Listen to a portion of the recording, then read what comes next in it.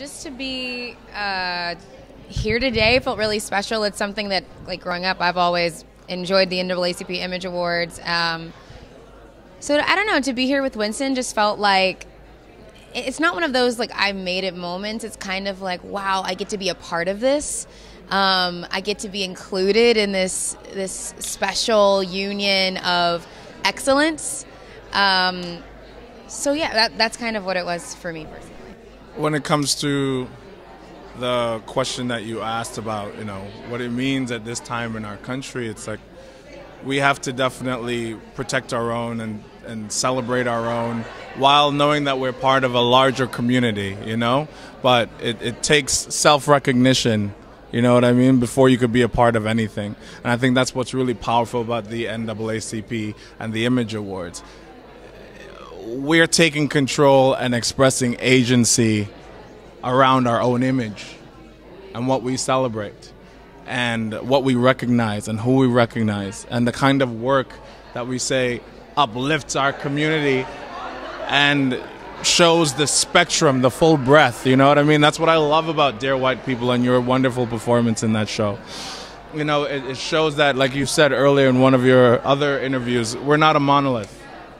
It shows, Black Panther engaged in really great discussion about responsibility and civic responsibility and global positioning. I learned that there's a space for me and my story and my presence because, I feel like for a long time, especially the industry, puts us in a scarcity mentality where we think there can only be one, crabs in a barrel.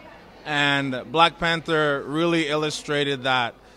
Chadwick Boseman, Michael B. Jordan, Winston Duke, Daniel Kaluuya, can all be in the same space, hold their own, and we can celebrate those differences, and that was something that I took away from that. And it also showed me that there doesn't have to be this crazy dichotomy between success and artistic pursuit.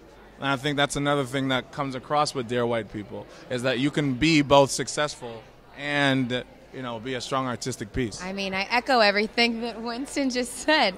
And I think that Dear White People, one of the things that it gives to me personally, and I think to the community, is this era of millennial activism, or not just millennial activism, but just this current era of activism and not being afraid to use your voice and your platform to speak out about injustice.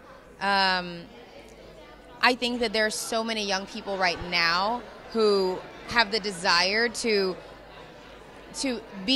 have our current civil rights movement. Like our civil rights are still being endangered as we speak. So I think that we have a community of young people who want to be active, and a show like Dear White People helps them to feel that they are seen and that they can have an agenda, and it doesn't matter how old they are. It doesn't matter, if it's just on social media.